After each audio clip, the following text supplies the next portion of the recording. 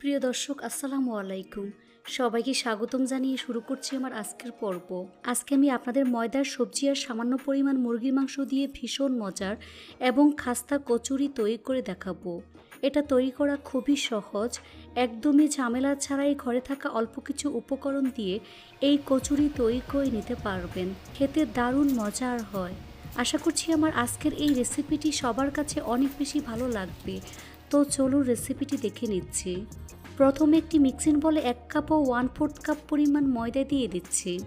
আপনারা চাইলে আটা ব্যবহার করতে পারবেন। স্বাদমতো লবণ দিয়ে দিচ্ছি। 1 চা চামচ পরিমাণ চিনি দিয়ে দিচ্ছি। 2 টেবিল চামচ পরিমাণ সয়াবিন তেল দিয়ে দিচ্ছি। হাত দিয়ে ঘষে ঘষে তেল ময়দার সাথে খুব ভালো করে মিশিয়ে নিতে হবে, কারণ ময়ানটা যত ভালো হবে এই কাচুরি তত বেশি খাস্তা এবং পারফেক্ট হবে। তাই একটু সময় নিয়ে ময়ান করে নিতে হবে। যখন দেখবেন হাত দিয়ে মোট করলে এরকম দলা পেকে যায়, তখন বুঝতে হবে ময়ানটা একেবারে পারফেক্ট হয়েছে, অর্থাৎ তেল ময়দার সাথে খুব ভালো করে মিশে গিয়েছে। এবার এর মধ্যে অল্প অল্প করে পানি অ্যাড করে একেবারে সফট একটি ডো তৈরি করে নিতে হবে। ডোটা কিন্তু কোনোভাবেই শক্ত করে ফেলা যাবে না, এতে করে কচুরি যেমন খাস্তা হবে তেমন অনেক বেশি ফুলকো হবে। ডোটা মাখানো হয়ে গিয়েছে। এই ডোটাকে আরও কিছুক্ষণ সময় নিয়ে মথে নিতে হবে।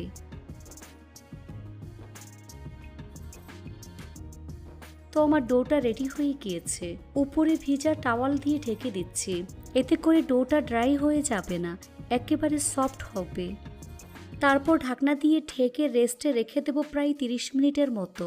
এই ফাঁকে চুলায় একটি ফ্রাই প্যান বসিয়ে এর মধ্যে 3 টেবিল চামচ পরিমাণ সয়াবিন তেল দিয়ে দিচ্ছি। তেল গরম হয়ে আসলে 1 কাপ পরিমাণ পেঁয়াজ কুচি দিয়ে দিচ্ছি। এখন পেঁয়াজটাকে আমি কিছুক্ষণ ভেজে নিচ্ছি, তবে পেঁয়াজটাকে খুব বেশি ভাজতে হবে না।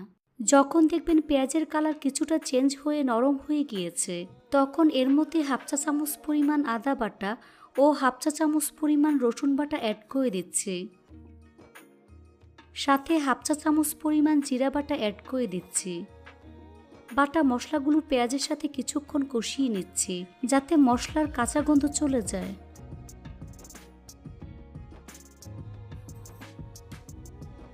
বেশ কিছুক্ষণ কষিয়ে নেওয়ার পর এর মধ্যে 1/3 কাপ পরিমাণ হাড় ছাড়া মুরগির মাংস এইরকম ছোট করে কেটে দিয়ে দিচ্ছি।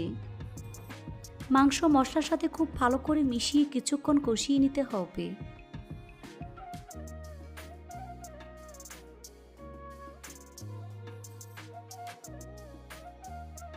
তারপর 2 থেকে 3টি কাঁচামরিচ কুচি অ্যাড করে দিচ্ছি। 1/4 কাপ পরিমাণ গাজর এইরকম ছোট করে কেটে দিয়ে দিচ্ছি। সাথে 1/4 কাপ পরিমাণ বরবটি কুচি, 1/2 কাপ পরিমাণ গ্রেট করা পেঁপে দিয়ে দিচ্ছি। সবজিগুলো সবকিছুর সাথে খুব ভালো করে মিশিয়ে 1 মিনিটের মতো রান্না করে নিতে হবে।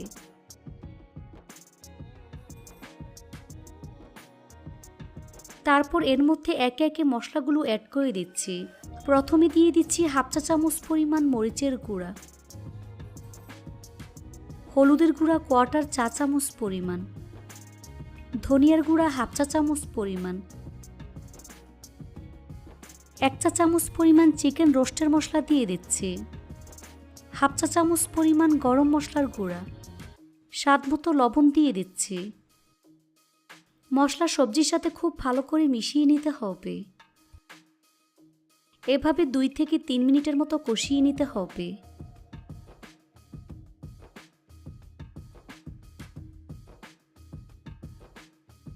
সবজি এবং মাংস ভালো করে সিদ্ধ হওয়ার জন্য এর মধ্যে 1/2 কাপ পরিমাণ কুসুম গরম পানি অ্যাড করে দিচ্ছি।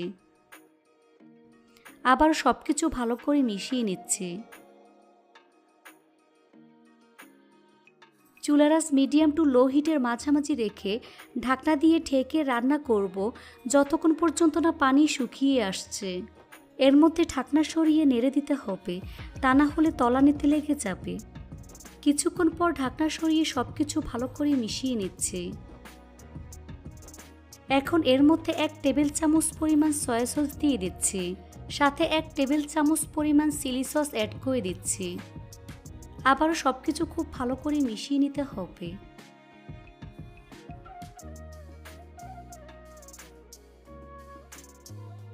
তো আমার পুরটা তৈরি হয়ে গিয়েছে।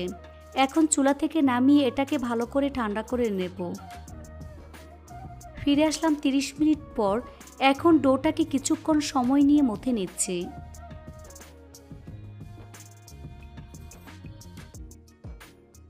এখান থেকে পরিমাণ মতো ডো নিয়ে প্রথমে গোল বলের মতো তৈরি করে নিচ্ছি।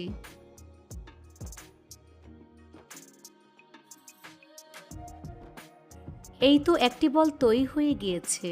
এভাবে 60টি বল আমি তৈরি করে নিয়েছি। এখান থেকে একটি বল নিয়ে ঠিক এভাবে গোল বাটির মতো তৈরি করে নিচ্ছি। সাইডটাকে এভাবে চেপে চেপে পাতলা করে নিচ্ছি। খেয়াল রাখবেন মধ্যের অংশটা যেন মোটা থাকে।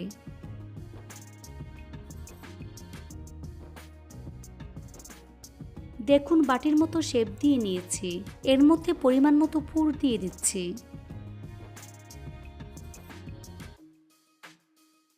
চামচ দিয়ে এভাবে চেপে দিচ্ছি।